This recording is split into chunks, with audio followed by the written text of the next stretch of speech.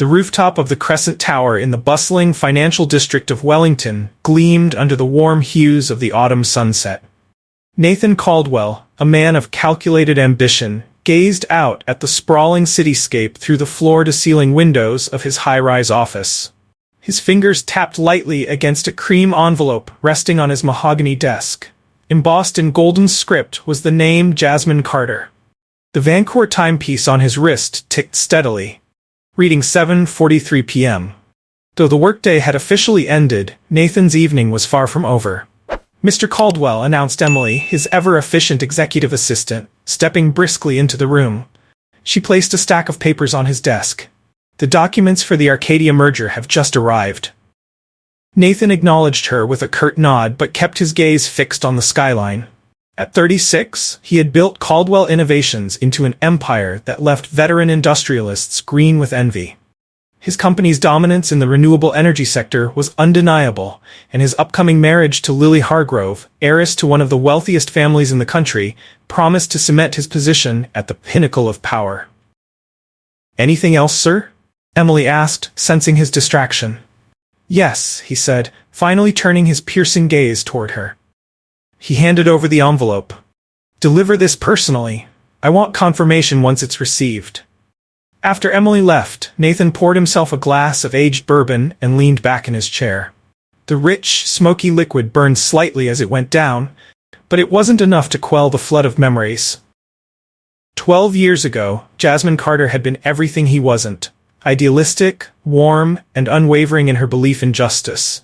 As a law student with dreams of changing the world, her presence lit up every room. Meanwhile, Nathan, then a hungry young entrepreneur with plans far exceeding his bank account, had been drawn to her like a moth to a flame.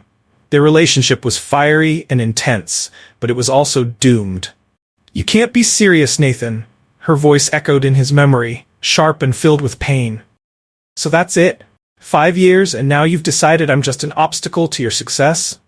He could still picture the small cafe in Silverwood where they'd had that fateful conversation. Jasmine's hands had trembled as she held an untouched cup of tea. Tears shimmered in her eyes, but she held his gaze with defiant strength. "We need to be practical," Nathan had said, forcing his tone to remain even. "I've been offered an unmissable opportunity in New York. I have to take it." "And what about me? About us? Does that mean nothing?" It had been a lie, of course. There was no New York opportunity. He had simply decided that Jasmine's idealism, her unyielding moral compass, and her love were liabilities to his grand ambitions. He had needed to sever all emotional ties to ascend the ladder of success, and she was the heaviest anchor. Now, as Nathan swirled the last of his bourbon, he smirked bitterly at the reflection of his perfectly tailored life. Caldwell Innovations was valued at billions. His face graced the covers of business magazines, and he was about to marry into the elite.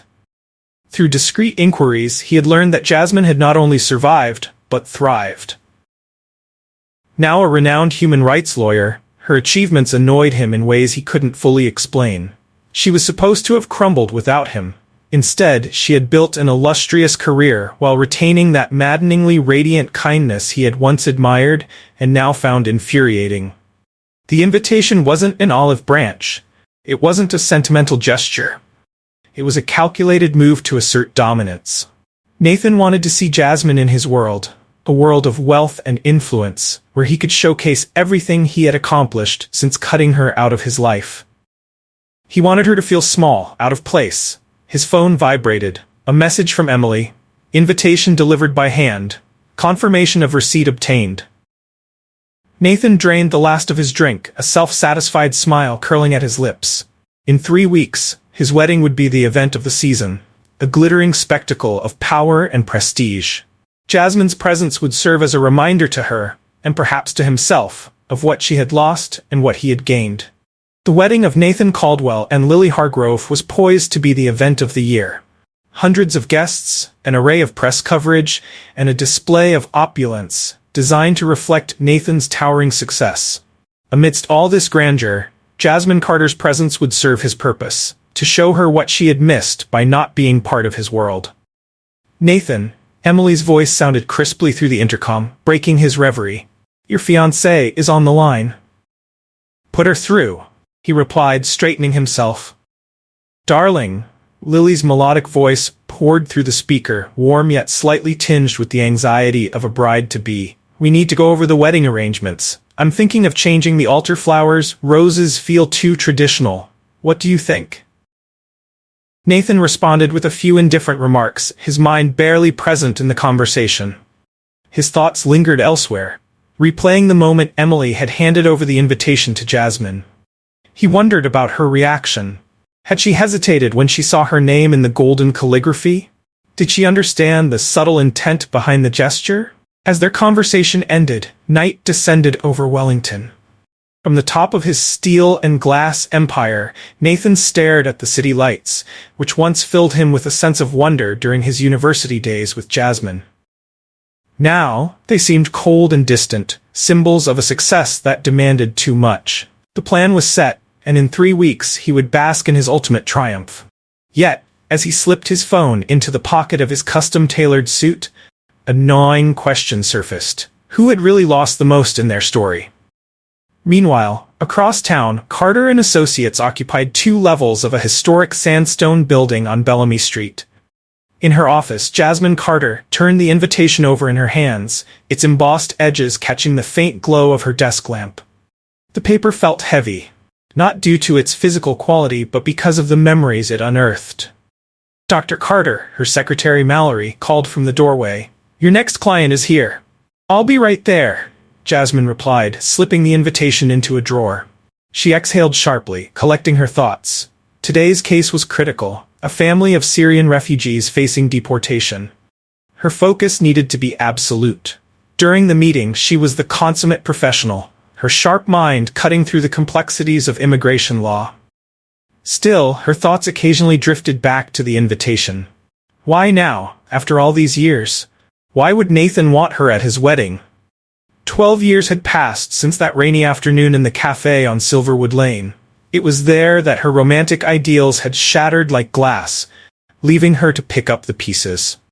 When the last client left, Jasmine allowed herself a moment of quiet. She retrieved the invitation from the drawer, running her fingers over the gilded letters. "Nathan Caldwell and Lily Hargrove request the honor of your presence." The sound of footsteps interrupted her solitude. Natalie Reed, her closest friend and law partner, leaned casually against the doorframe, a knowing look on her face. "You're not seriously considering going, are you?" Jasmine wasn't surprised by Natalie's timing. She always seemed to appear during moments of vulnerability. "Why not?" Jasmine replied with forced lightness, leaning back in her chair. "It's been a long time." Natalie stepped into the room and sank into the leather chair opposite. "Maybe because he broke your heart in the most calculated way possible," she said bluntly, "and then built his empire by exploiting people like the clients we defend every day." A sad smile tugged at Jasmine's lips. "Sometimes, Nat, the only way to close a chapter is to witness its end." Their conversation was cut short by the buzz of Jasmine's phone. It was a message from her mother, Elena. "I saw the article about his wedding. Are you okay, dear?" Jasmine stared at the screen, her mother's words pulling her back in time. Elena had been her rock during the difficult months that followed Nathan's cold departure. It was her unwavering support that helped Jasmine channel her pain into something greater, her career, her purpose. As Natalie watched her, she spoke gently. "You don't have to do this, you know." Jasmine slipped the phone into her pocket and glanced out the window, the city glowing with late evening lights. "Maybe I do." "You know what's ironic?" Jasmine said, breaking a thoughtful silence with Natalie. "While he was busy building his empire, I found my true purpose. Every case we take, every family we fight for, brings a fulfillment that no amount of wealth ever could." Natalie leaned forward, her expression a mix of curiosity and concern. "So why give him the satisfaction of seeing you there? At his wedding?" "Because I'm not hiding," Jasmine replied firmly. Her voice carried the quiet strength she had cultivated over the years. "That naive girl he left behind has grown into someone who's proud of her choices. I've got nothing to prove." The rest of the afternoon passed in a whirlwind of meetings and calls. By evening, Jasmine decided to take a walk back to her apartment in Roselake, a neighborhood she'd lived in since her university days. Though it had changed significantly, it still held remnants of her past with Nathan. She passed the cafe where their relationship had ended, now a trendy vintage clothing store. Memories washed over her, the tears she had shed there, the sense of loss. But those tears had dried, replaced by a fierce determination that had propelled her forward. Back at her apartment, Jasmine brewed herself a cup of chamomile tea and settled by the window. The city hummed outside, oblivious to her private musings. She opened her laptop and hesitated for a moment before typing Nathan Caldwell into the search bar. A cascade of results appeared. Articles about his business triumphs, photos of him at charity galas, and images of him and Lily Hargrove at glittering events. "What are you trying to prove, Nathan?" she murmured, staring at one of his recent photos. The young, driven man she had known had grown into a polished mogul, but his eyes told a different story. There was a hollowness in them, a sense of something missing. Her phone buzzed, breaking her thoughts. The caller ID read Richard Marks, an old acquaintance who had also received an invitation to Nathan's wedding.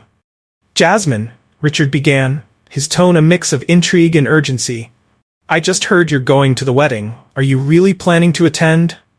"Yes, Richard, I am," she replied, her tone measured. "Well, I have some intel about Caldwell Enterprises you might find interesting." Jasmine interrupted him gently but firmly. "I'm not interested in gossip or scandals, Richard. I'm going as a guest who sincerely wishes them both happiness." After ending the call, she opened a box tucked away in her closet. Inside was a carefully preserved photo of her and Nathan from his graduation. Their smiles were wide, their eyes full of youthful dreams. She gazed at it for a moment before placing it back. With steady hands, she picked up Nathan's invitation and wrote her reply. "Jasmine Carter thanks you for the invitation and confirms her attendance." The response was simple and direct, leaving no room for misinterpretation. As she sealed the envelope, a quiet peace settled over her. Whatever game Nathan might be playing, she would attend the wedding on her own terms, not as a bitter ex-girlfriend or a rival, but as someone who had long since found her own path to happiness. The ballroom of the Grand Elysian Hotel was alive with chatter and laughter during the rehearsal dinner. Wellington's elite gathered under glittering chandeliers, mingling over glasses of champagne. Lily Hargrove, stunning in an emerald green gown, moved gracefully through the crowd. Her practiced smile was perfectly matched to each interaction, but her sharp eyes frequently flitted toward Nathan. She monitored his movements with a subtlety that only someone intimately familiar with him would notice. "Darling," she whispered, approaching him during a brief lull. "You've been quiet tonight. Is something on your mind?" "Nathan," Lily whispered as she approached him in a rare private moment during the evening's festivities. "I just heard your ex-girlfriend confirmed her attendance. Are you sure this is a good idea?" Nathan adjusted his Laurent tie, the familiar motion betraying his nerves. It had become an unconscious tic in moments of stress. "Lily, we've already discussed this," he replied evenly. "Jasmine is a chapter of my past that I need to close, properly." What he didn't share was the unsettling restlessness her confirmation had stirred within him. Since learning she would attend, his nights had been plagued with dreams, fragments of memories, regrets, and ambitions swirling together in disorienting loops. Across the ballroom, Daniel Marsh, one of the senior directors at Caldwell Innovations, was observing Nathan carefully. Sipping from a glass of vintage champagne, he approached with measured steps. "Nathan," Daniel said in a low tone, offering a glass, "we need to discuss the Viridian project. There are complications." Nathan felt his stomach knot. The Viridian project was his most ambitious venture yet, and also his most precarious secret. "Not now," he replied tersely. "We'll address it tomorrow morning." Daniel hesitated, then leaned closer. "The local families are threatening to go public if this gets out before the wedding." "I said tomorrow," Nathan cut in sharply, his tone leaving no room for debate. Lily, who had stepped away to greet a guest, returned just in time to sense the tension. "Everything all right, darling?" she asked, her voice soft but searching. "Perfectly," Nathan said, forcing a reassuring smile. "Just some work details." The evening resumed its polished rhythm of toasts and meticulously rehearsed small talk. Yet Nathan couldn't escape the growing weight of anticipation. He kept imagining the moment he would see Jasmine again. 12 years had passed, more than enough time for people to change. But could it erase the history they shared? Later that evening, Nathan sought out his mother, Eleanor Caldwell, an elegant woman whose poised demeanor gave no hint of her 60-plus years. She carried her age and authority with aristocratic grace. "Can we talk?" he asked. Eleanor led him to a quiet terrace overlooking the city. The faint scent of rain lingered in the cool night air. "Are you happy?" she asked, her tone layered with maternal concern. "Mom, don't start." "You invited Jasmine," Eleanor said flatly. "It wasn't a question. It was a strategic decision," Nathan said defensively. Eleanor sighed deeply. "Strategic for whom? For her? Or for your ego?" Nathan stiffened. "You've become just like your father," she continued, her voice tinged with sadness. "Brilliant in business, but emotionally." "Don't finish that sentence," he interrupted, his voice taut with tension. Inside the ballroom, Lily's mother, Margot Hargrove, was delivering her own brand of advice. Known for her sharp wit and social acuity, Margot never wasted words. "Darling," Margot said as they stood near the bar, her voice low but firm, "you need to keep your eyes open. Men like Nathan always have a plan B." "Mom, we've discussed this," Lily replied with barely concealed exasperation. "The prenup is signed. The terms are clear." "I'm not talking about money," Margot said sharply. "I'm talking about broken hearts and tarnished reputations." The party continued, the surface veneer of sophistication masking the undercurrents of unease. Nathan compulsively checked his phone, waiting for updates on the Viridian project. Lily, watching him from across the room, grew increasingly apprehensive. Toward the end of the evening, Daniel Marsh reappeared, his expression grim. "I just got off the phone with our contact in Eldrin," he whispered urgently. "The situation is worse than we thought. The families, they have proof. Hard evidence. If this leaks, it could destroy everything." Nathan's hand tightened around his glass. The cracks beneath his carefully curated empire were widening, threatening to shatter it all. "How much are they asking for?" Lily inquired, her voice barely audible. "It's not about money this time," Nathan admitted, his tone grim. "They want justice."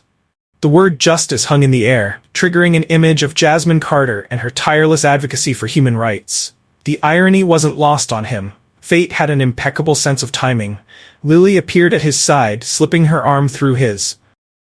"It's time for the final toast, darling."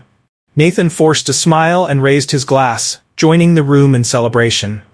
But while the guests toasted to the Caldwell legacy, the sound of clinking glasses felt to Nathan like chains tightening around his future.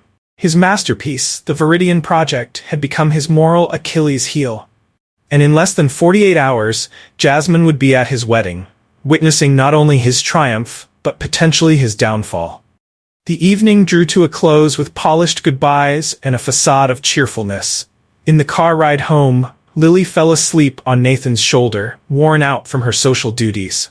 Nathan, however, stayed wide awake, his thoughts tangled between a past that refused to stay buried and a future slipping through his fingers. The morning before the wedding arrived, cloaked in a damp Wellington mist. Across town, Jasmine adjusted the blazer of her tailored outfit in front of a mirror, readying herself for her final professional commitment before the evening ceremony. The case had taken an unexpected turn, requiring her presence in court. As she presented her closing arguments, her voice echoed confidently through the chamber. "The evidence is conclusive, Your Honor," she declared. "The Al-Hassan family will face direct persecution if forced to return to their home country.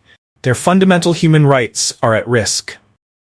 Though focused on the case, Jasmine couldn't help but contrast the gravity of her work with the extravagant social spectacle awaiting her that evening.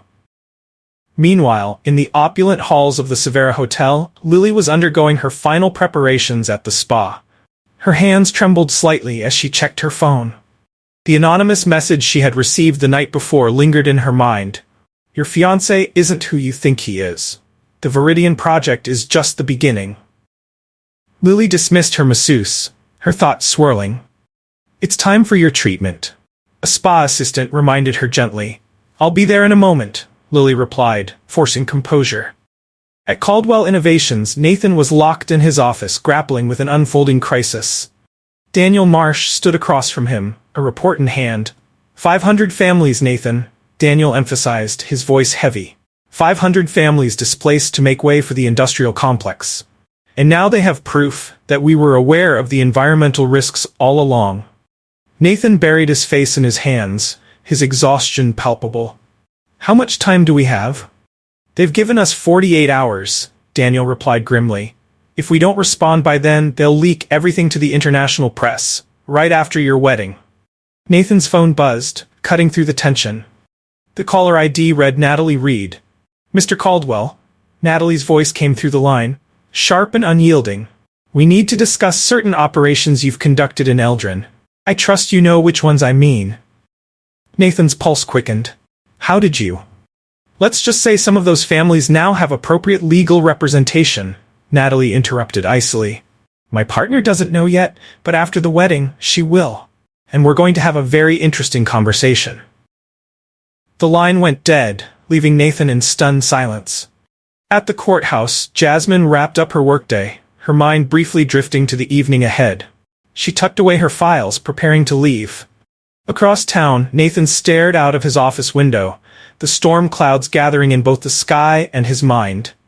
Justice. Jasmine's steadfast ideal had become the very thing threatening to dismantle everything he had worked to achieve. Jasmine had just secured a crucial victory for the Al-Nouri family in court. As she packed up her documents, her phone buzzed with a message. Can we meet for coffee? It's urgent. Lily. Curious and slightly apprehensive, Jasmine agreed.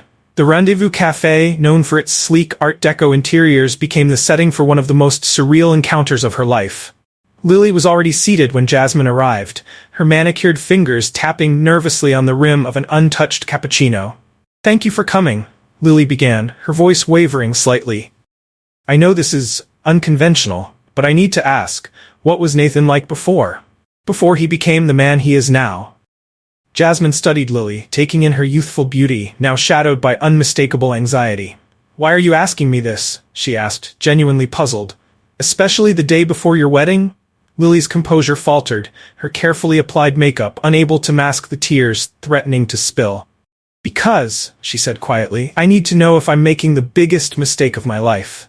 Across town, Nathan was startled by an unexpected visitor.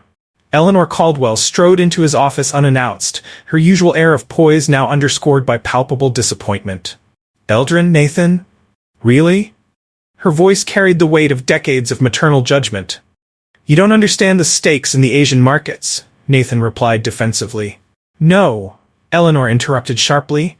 You don't understand. Tomorrow, when you stand at the altar and look Lily in the eye, you won't just be carrying your lies, you'll be carrying the weight of hundreds of ruined lives. Back at the cafe, Jasmine chose her words with precision. Lily, the Nathan I knew either changed a long time ago, or maybe he was never really the man I thought he was. Either way, you have to trust your instincts. There's something going on, Lily admitted, her voice barely above a whisper. Something big, and I'm scared to find out what it is. Meanwhile, Daniel Marsh was orchestrating a frantic crisis team at Caldwell Innovations. Documents were being shredded, emails deleted, and digital trails meticulously erased. Yet some truths, like water, always seemed to find a way through cracks. In another part of the city, Natalie Reed organized her case files. A folder marked Viridian Project rested on her desk, its contents damning. Her hand lingered over an envelope addressed to Jasmine. It held evidence that could unravel everything, but Natalie decided it could wait, at least until after the wedding. As the afternoon progressed, Wellington buzzed with preparations for what was expected to be the social event of the year. Jasmine returned to her apartment, replaying her conversation with Lily in her mind. Her sapphire blue dress hung by the window, like a silent question, a stark contrast to the turmoil she felt. In his penthouse, Nathan stared out at the city's fiery sunset. Messages poured into his phone from wedding suppliers, guests, and Daniel, whose updates on the Viridian Project grew increasingly dire. One message caught Nathan's attention, a photo of him and Jasmine from years ago, captioned, "Some choices haunt us forever." As the sun sank below the horizon, 4 figures stared out at the same orange-tinged skyline, each consumed by their own secrets and fears. Jasmine prepared to confront a truth she had avoided. Lily wrestled with doubts that could change her future. Nathan braced himself for the collapse of his empire. and Natalie held the power to expose everything. The morning of the wedding arrived with a pale, diffused light filtering through Wellington's clouds. In the grand suite of the Severa Hotel, Lily stood before a mirror, surrounded by stylists and makeup artists bustling like anxious moths. Her Vera Wynn wedding gown, a masterpiece of French silk and lace, hung on its mannequin, a promise of perfection. "Darling, you're trembling," Margaret Hargrove said softly as she adjusted her daughter's veil. "It's normal to have pre-wedding jitters." "They're not jitters, Mom," Lily whispered, her voice low enough for only Margot to hear. "I got 3 more anonymous messages last night," Lily murmured, her voice trembling as she held her phone. "All about Eldrin." Margaret Hargrove stiffened ever so slightly but maintained her aristocratic grace. "Ignore them, darling," she said firmly. "It's just jealous people trying to ruin your big day." Across town in his penthouse, Nathan stood before a mirror, adjusting the tie of his perfectly tailored Winslow suit. The ritual was interrupted when Daniel Marsh stormed into the room, brushing aside the protests of the best man.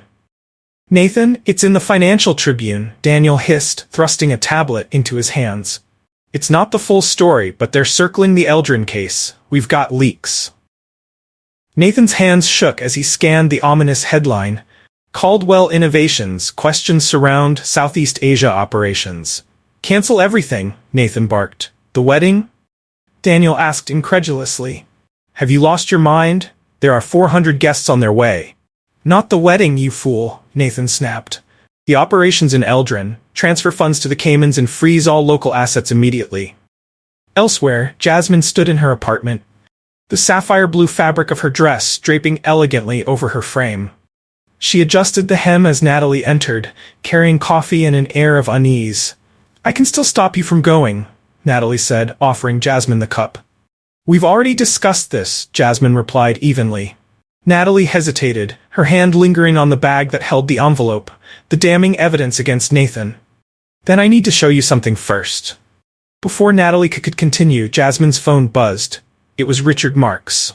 "Jasmine," Richard said urgently, "we need to talk. It's about Nathan and hundreds of families who need someone like you." "Richard, not today." "Jasmine," he pressed, "today is exactly the day." At Kingswell Cathedral, the final preparations were in full swing, under the watchful eye of the wedding planner. Cascades of white and gold flowers adorned the historic stone pillars, creating an otherworldly elegance. Diplomats, CEOs, and even members of European royalty began to arrive, their chatter filling the air. Eleanor Caldwell stood to the side, her expression unreadable as she surveyed the lavish arrangements. Her driver had just delivered a confidential envelope containing new documents, photos of displaced Eldrin families. The images stabbed at her maternal instincts. Meanwhile, in her bridal suite at the Severa Hotel, Lily was receiving final touches from her stylist when her chief bridesmaid burst into the room, phone in hand. "Lily, you need to see this," she said breathlessly. Lily took the phone and scrolled through a growing Twitter thread, the hashtags glaring. Caldwell Innovations, human rights violations. Her breath caught as the accusations unfolded. She closed her eyes, flashes of her conversation with Jasmine the previous day replaying in her mind. "Call my father." "Now," she commanded. Jasmine and Natalie climbed into a car, heading toward the cathedral. Natalie clutched her bag tightly, the envelope within feeling heavier with each passing moment. "If I show you this now," Natalie began, her voice tentative, "you won't be able to keep your composure at the ceremony." "When did appearances become more important than the truth?" Jasmine asked, her tone sharper than intended. "When the truth can destroy lives," Natalie replied quietly. The streets of Wellington crawled with weekend traffic, each delay stretching the moments unbearably. In his limousine, Nathan alternated between frantic calls to his legal team and sips of whiskey. His phone buzzed relentlessly, suppliers, guests, and an unending stream of bad news from Daniel. At the cathedral, murmurs grew among the guests as they noted the absence of Lily's father. Marcus Hargrove, locked in his office in Eastford Tower, stared in disbelief at the plummeting shares of Caldwell Innovations.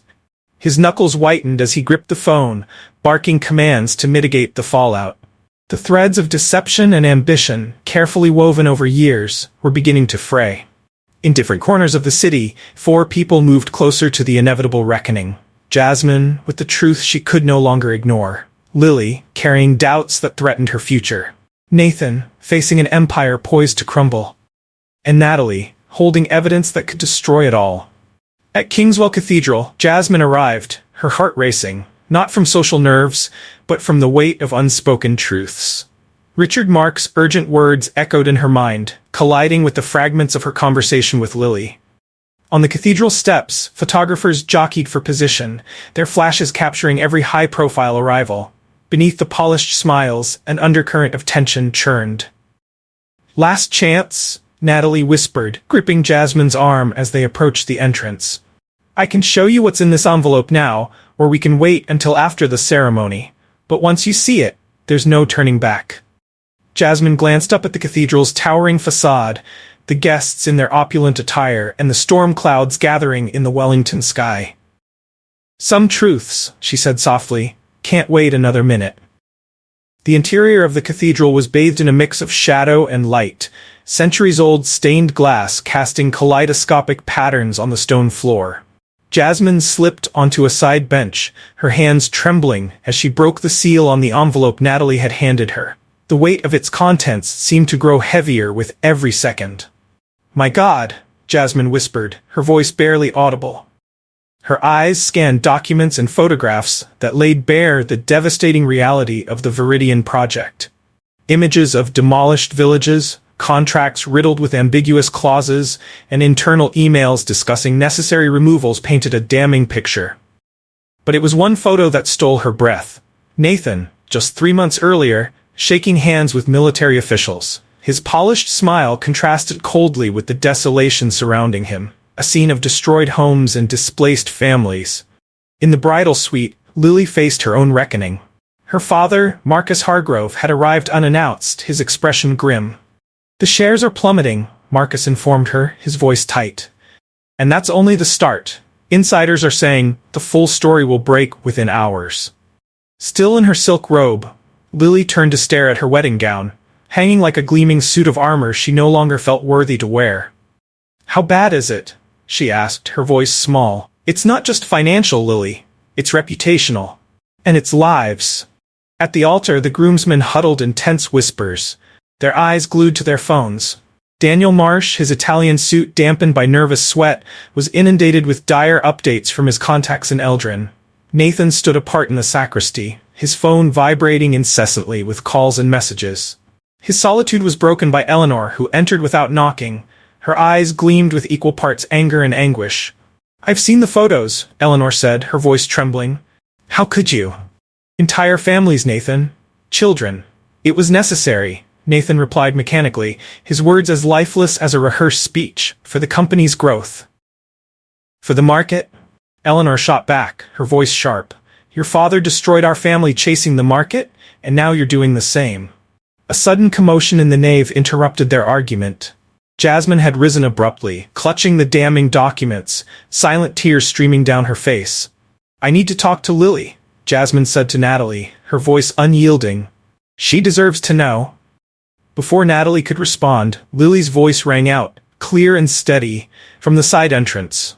Though she was still without her wedding dress, she carried herself with a quiet dignity that outshone any attire. "Miss Carter," Lily said, raising a hand to silence her. "Show me everything." Jasmine hesitated, but eventually handed over the folder. The 2 women retreated to a private room, leaving behind a growing sense of unease among the guests. Whispers rippled through the crowd, the tension amplifying with each passing moment. Within the confines of the room, Lily pored over the evidence with growing horror. Jasmine watched as the bride-to-be's composure cracked. "This is what he's built?" Lily finally whispered, tears welling in her eyes. "This is who I'm about to marry." The weight of the truth was undeniable, and for the first time, Lily began to question not only Nathan, but everything she had been willing to overlook. Outside, the cathedral's grand atmosphere now felt suffocating, as if the very walls were bearing witness to the unraveling of carefully curated facades. The murmurs of concern reverberated through the grand halls of Kingswell Cathedral, amplified by its perfect acoustics. Margot Hargrove moved among the guests, her practiced social smile faltering each time she checked her phone. Her attempts to explain the minor technical delays were growing less convincing as the whispers swelled. In the private room, Lily sat at a small table, the folder of evidence spread before her. Her demeanor was calm, eerily so, as she absorbed the weight of the truth. "So this is who he's become," she murmured, more to herself than to Jasmine. "I'm sorry," Jasmine said softly. "No one should find out something like this on their wedding day." "No," Lily replied, raising her eyes with a newfound resolve. "Today is the perfect day for the truth." Nathan had barely stepped out of the sacristy when Daniel intercepted him, his face pale and frantic. "The reporters are at the cathedral doors," Daniel said in a hushed, urgent tone. "The Financial Tribune is going live with the full story in 15 minutes. Before Nathan could respond, the heavy doors to the private room opened. Lily stepped out, followed closely by Jasmine. The contrast between them was striking. Lily, still in her silk robe, carried herself with an unshakable dignity, while Jasmine's elegant but understated attire added to her quiet authority. "The wedding is off," Lily announced, her voice ringing out clearly in the vast space. The declaration sent a ripple of shock through the crowd. Whispers turned into a low roar as the guests exchanged startled glances. Cell phones emerged, discreetly capturing the moment. Press officers frantically began typing notes. "Lily, we can talk about this," Nathan said, moving toward her. "Talk?" she repeated, a bitter laugh escaping her lips. "Did you talk to those families before you destroyed their lives?" Jasmine watched the exchange, her emotions a mix of sadness and relief. 12 years ago she had been the only one to see Nathan's true nature. Now the whole world was about to know. From the edge of the room, Eleanor Caldwell approached Jasmine, resting a hand lightly on her arm. "You always knew, didn't you?" Eleanor asked quietly. "Even back then you saw who he really was." "No," Jasmine replied softly, her gaze on Nathan. "I saw who he could have been."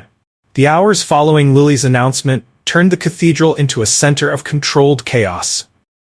Guests began leaving in discreet waves, their phones buzzing with notifications as the first headlines about the Eldrin scandal went live. Nathan sat alone in one of the pews, his posture impeccable as always, but his eyes betrayed the truth. He was watching the empire he had built crumble before him. Daniel, now orchestrating a frantic crisis management effort, barked orders into his phone. His voice echoed through the near-empty cathedral. "We need an immediate press conference," he insisted. "The Asian markets open in a few hours." "There will be no press conference," Eleanor interrupted sharply, stepping into the room with a commanding presence. "My son will face the consequences of his actions first."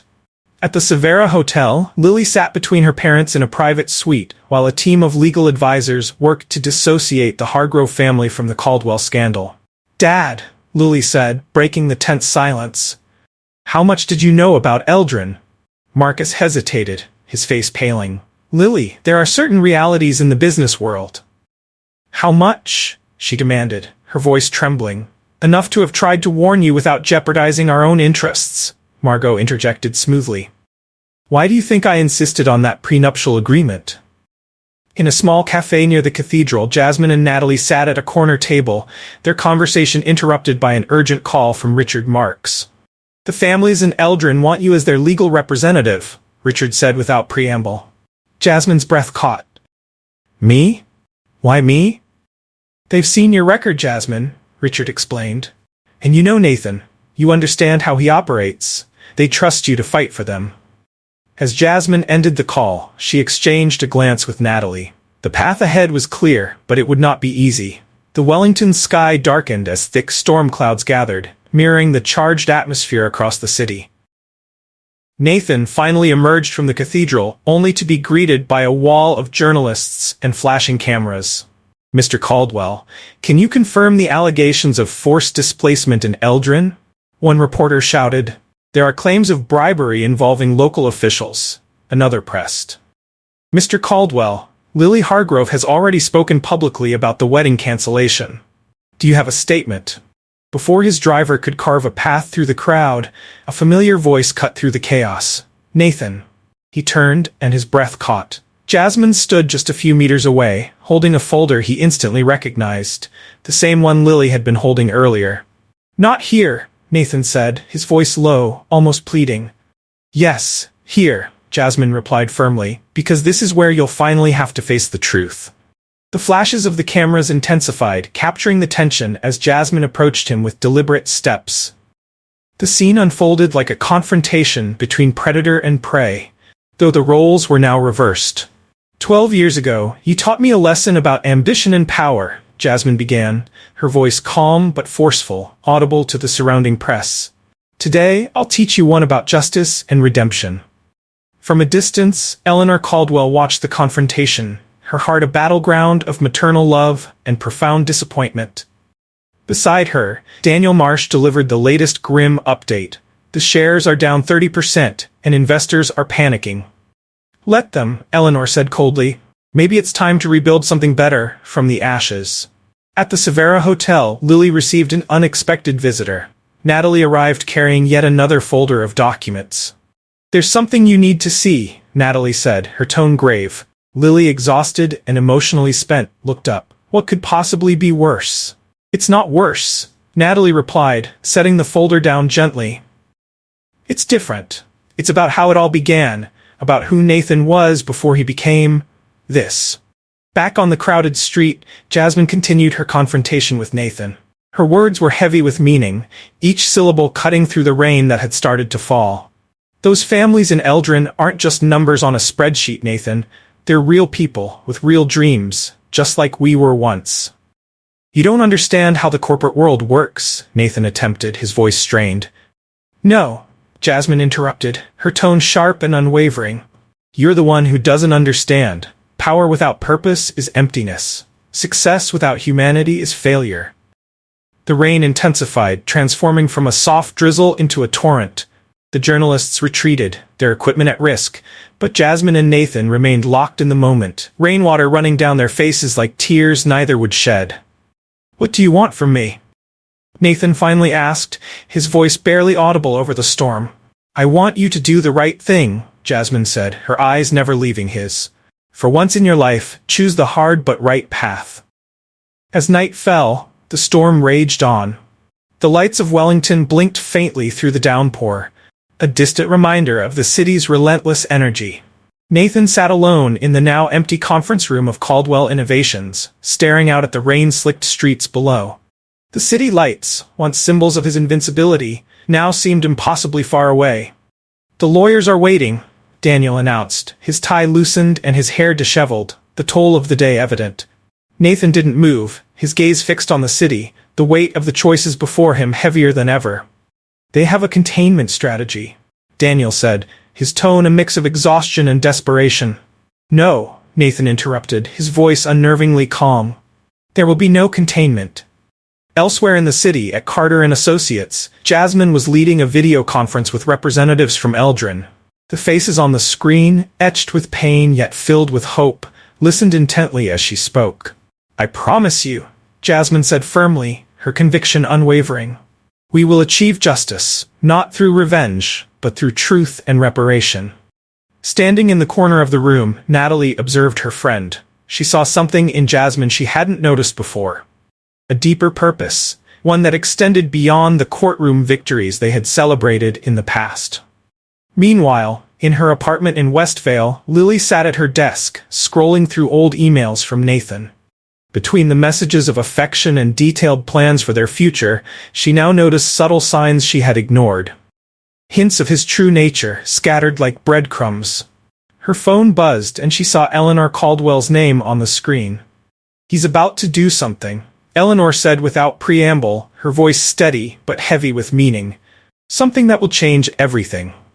At Caldwell Innovations, Nathan had summoned not only his lawyers but also select journalists from major media outlets. No press officers, he instructed. No prepared scripts. The news of the impromptu press conference reached Jasmine's office swiftly. She stood, grabbing her coat. I'm going to the tower, she told Natalie, who had just walked in.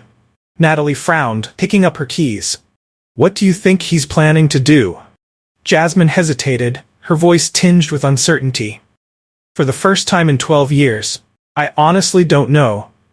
The conference room at Caldwell Innovations was filled to capacity. Cameras were raised, recorders activated. Outside, the rain had softened to a fine drizzle, the atmosphere thick with anticipation. Nathan entered the room, his expression composed but somber. For a moment, the only sound was the rain tapping against the windows. 12 years ago, Nathan began, his voice softer than anyone expected. I made a decision that defined my path.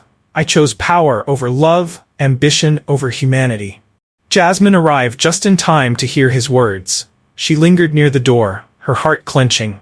There was something in his tone that reminded her of the man she had once loved. The Viridian Project wasn't a mistake, Nathan continued, his gaze scanning the room.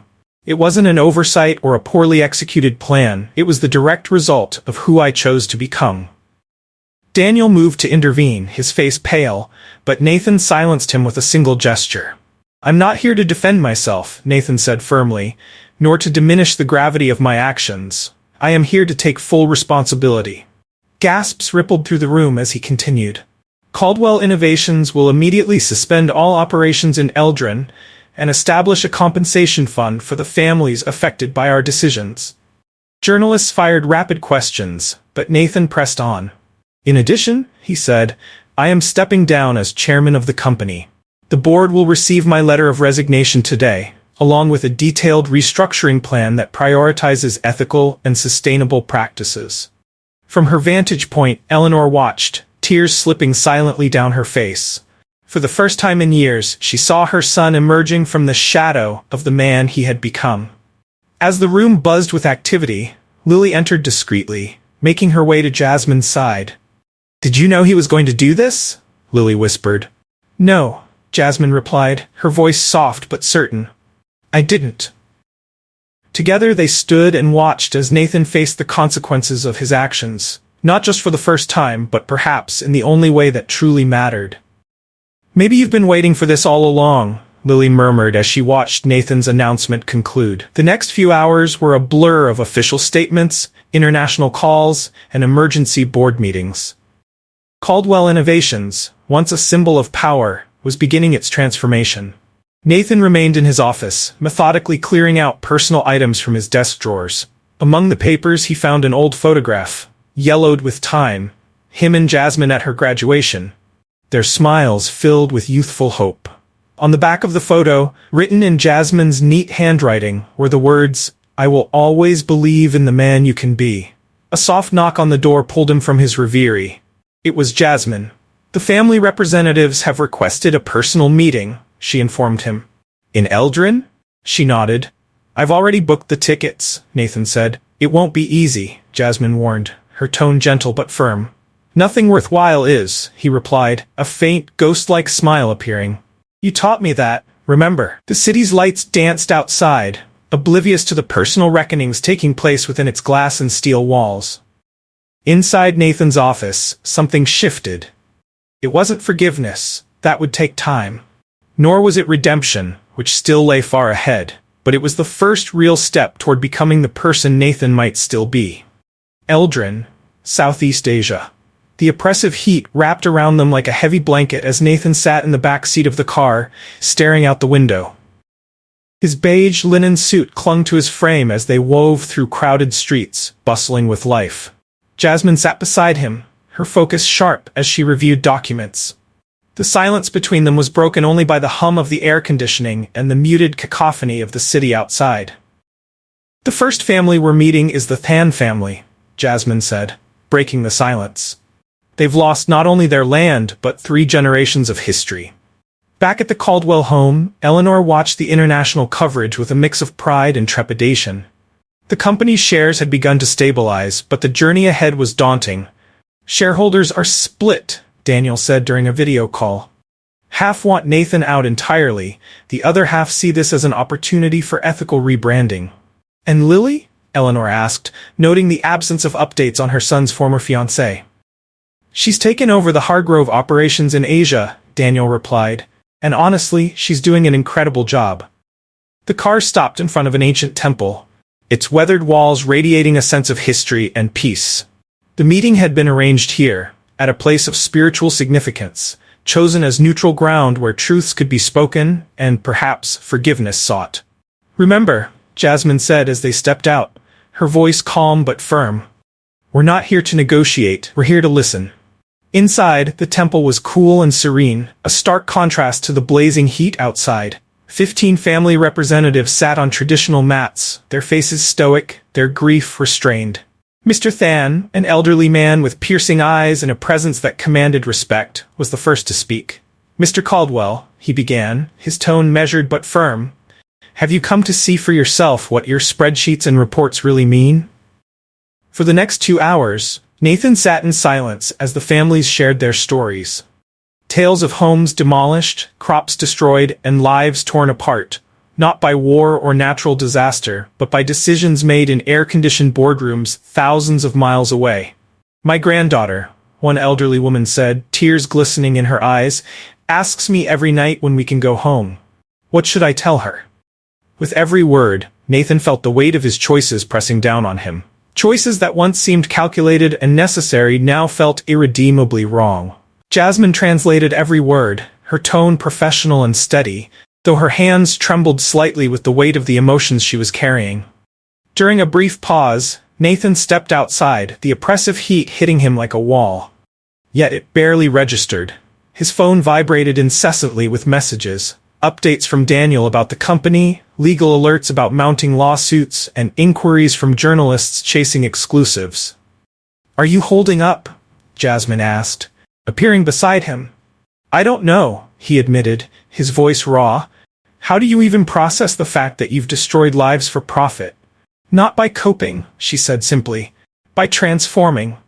Back inside the temple, Mr. Than spoke again, this time with a boldness that caught everyone's attention. "We don't just want compensation," he declared. "We want a say in the decisions that affect our lives. We want a seat on the board of Caldwell Innovations." The proposal stirred murmurs among the other representatives. Nathan glanced at Jasmine, who translated the request with a slight smile tugging at her lips. "Fair enough," Nathan replied after a pause. "More than fair." That evening at the hotel, Eleanor Caldwell was poring over updates from the day's meeting when a knock at her door interrupted her. She opened it to find Lily standing there, visibly exhausted from travel. "I've come to see for myself," Lily said, her voice steady despite the weariness in her expression. "I need to understand." Meanwhile, in his room, Nathan sat alone, haunted by the stories he had heard in the temple. The family's words echoed in his mind, mingling with the memories of choices he had made, moments when he could have done something different, but didn't. His phone rang. It was Natalie. "The families have sent me their evaluation of today's meeting," she said.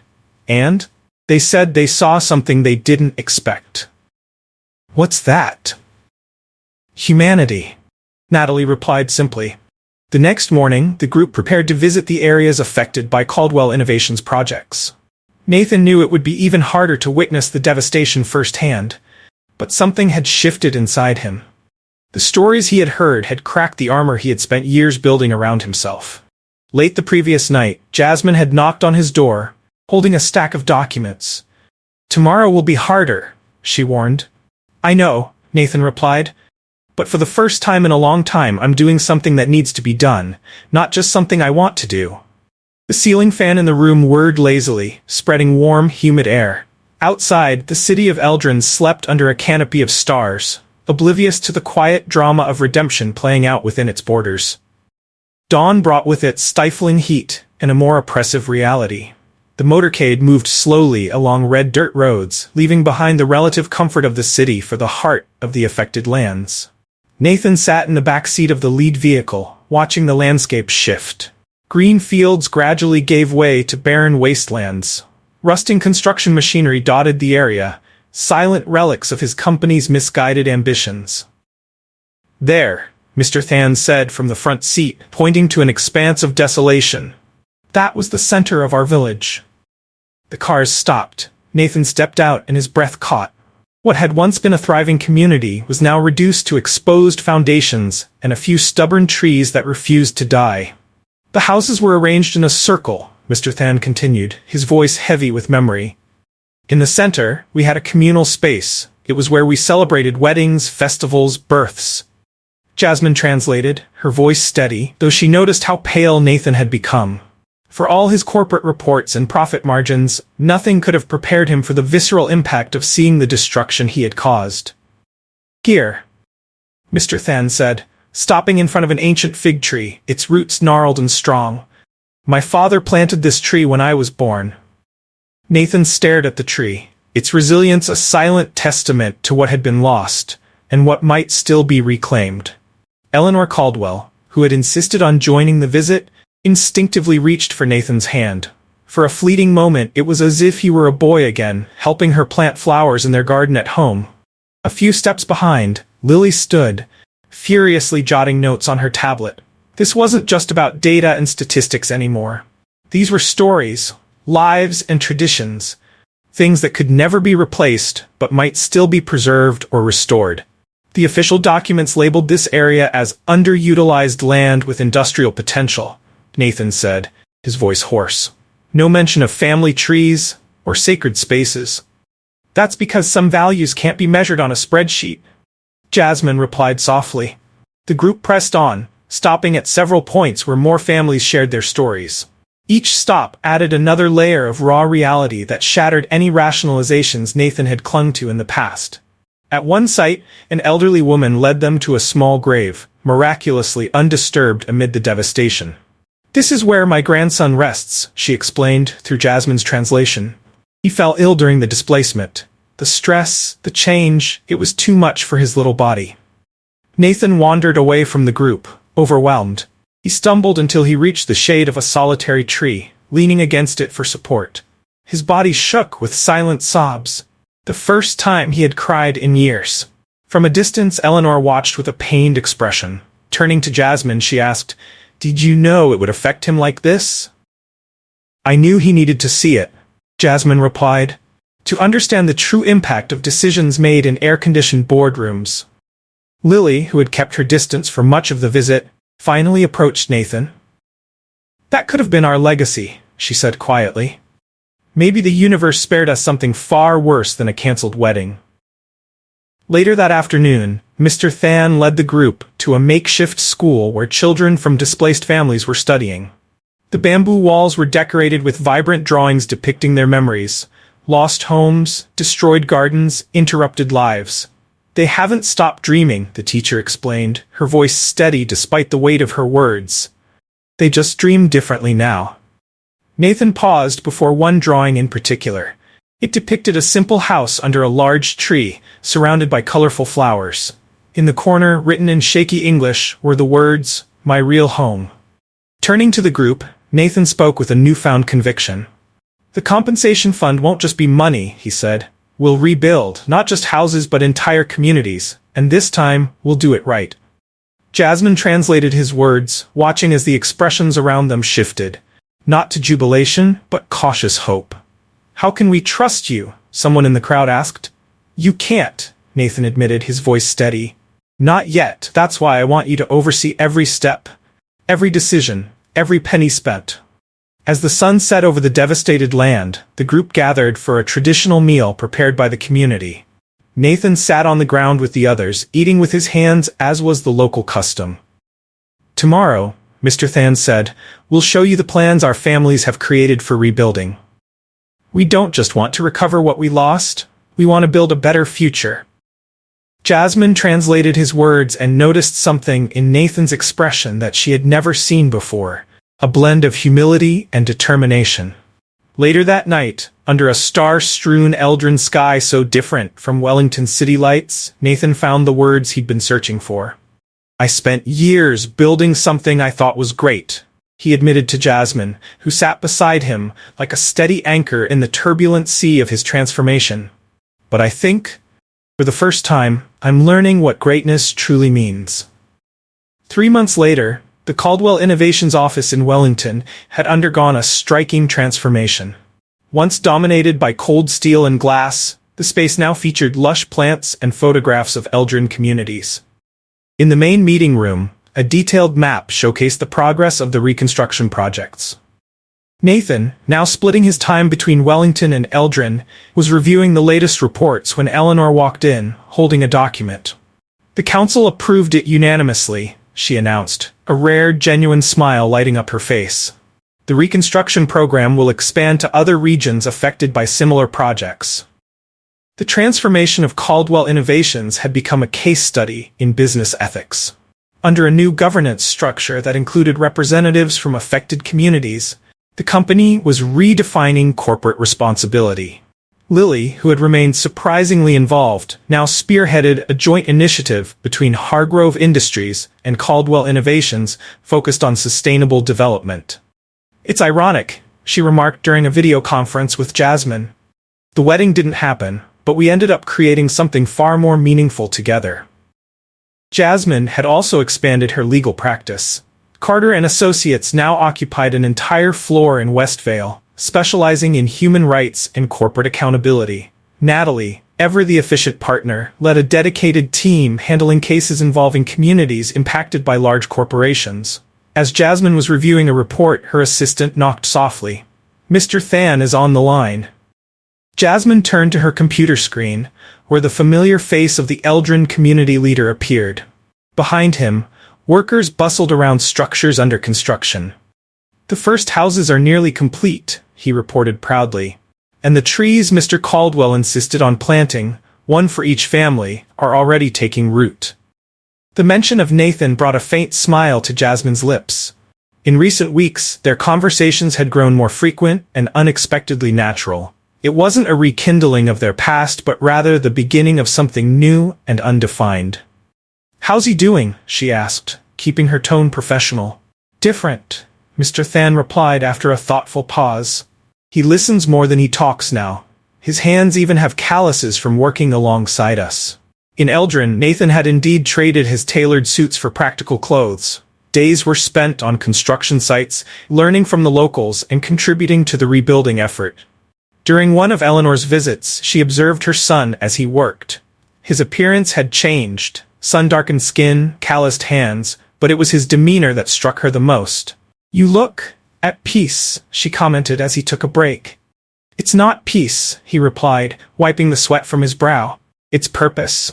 The transformation of Caldwell Innovations began to ripple outward, influencing other corporations.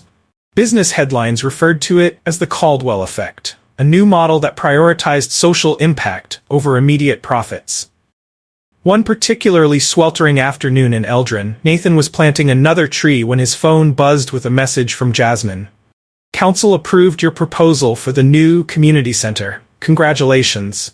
He smiled, pausing to reread her words. Their recent conversations had been different, honest, deep, and sometimes painful, but always real. "Come and see," he replied. "It's different here." In Westvale, Jasmine stared at the message for a moment before typing her response. "Maybe it's time." A week later, Jasmine stepped off the plane in Eldrin. When Jasmine stepped off the plane at Eldrin's airport, the familiar warmth of the place washed over her, bringing with it memories of her first turbulent visit. Nathan was waiting in the lobby, visibly tanned and thinner, dressed in a simple cotton shirt and cargo pants. "Welcome back," he said, his tone understated yet sincere. The drive to the project site was quiet, but companionable. What had once been a barren and lifeless landscape now brimmed with vitality.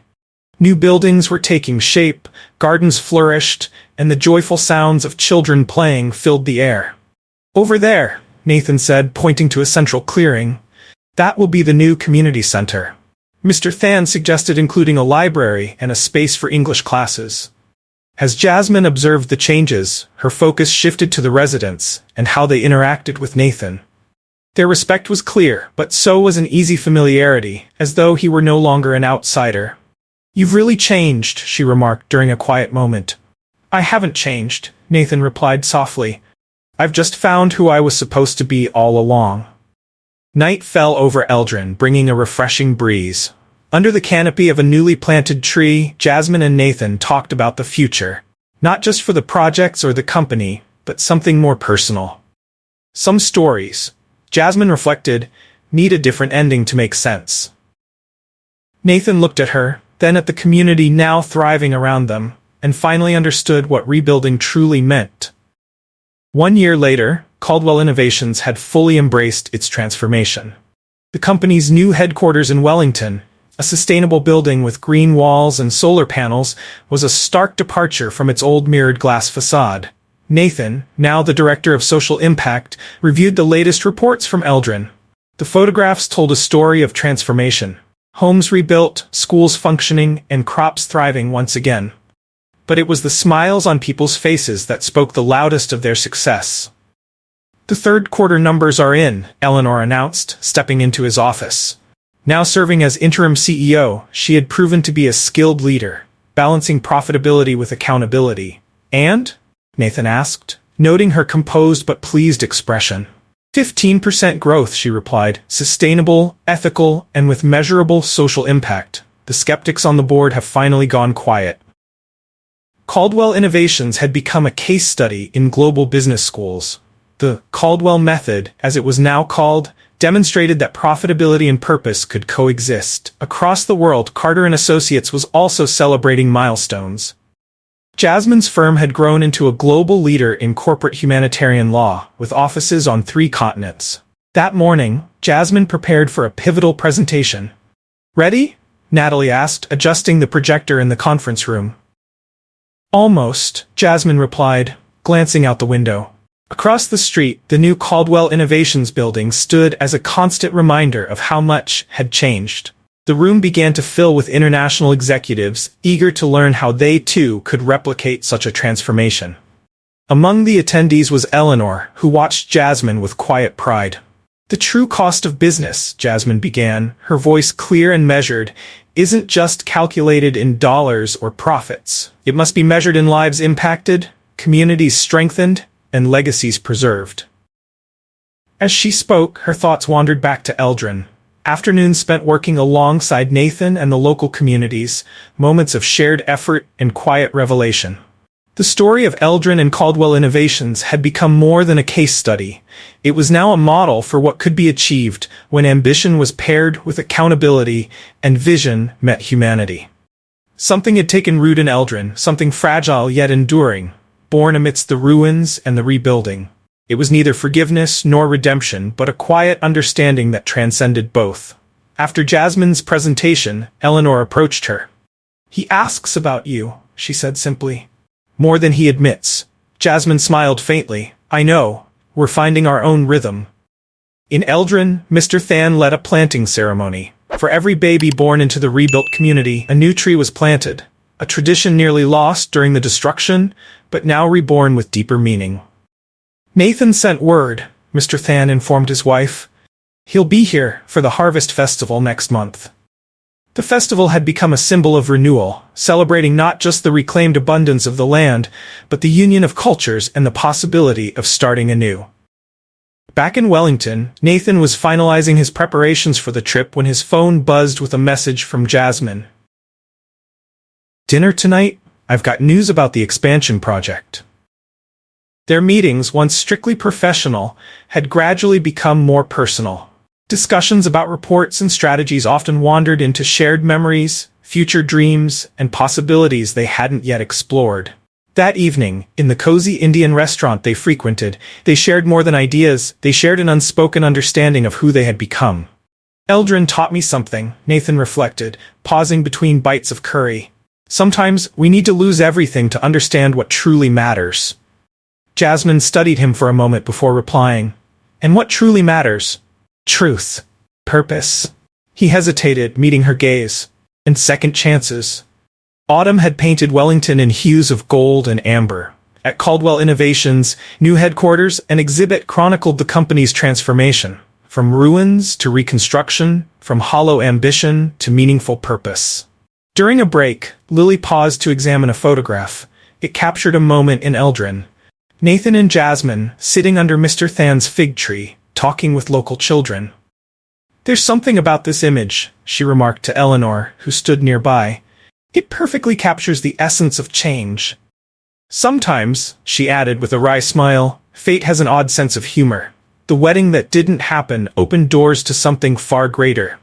On the building's rooftop, a community garden flourished, Nathan's personal project inspired by Eldrin's vegetable gardens.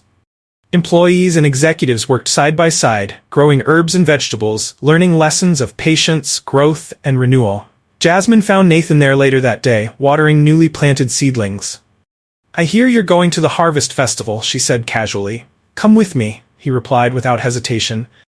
Not as a lawyer or a consultant, just come. The sun was setting over Wellington, painting the sky in shades of pink and gold. On the rooftop, surrounded by budding plants and blossoming possibilities, two people who had traveled long, transformative journeys together were finding the start of something new. Yes, Jasmine said simply. Let's go together. At what point in your life did you need to lose everything to find your true purpose? Like Nathan, have you experienced a transformative moment that redefined your path? Thank you for watching this story until the end. If it inspired you, please subscribe to our channel, leave a like, and share your thoughts in the comments. Your participation is so important to us. See you next time.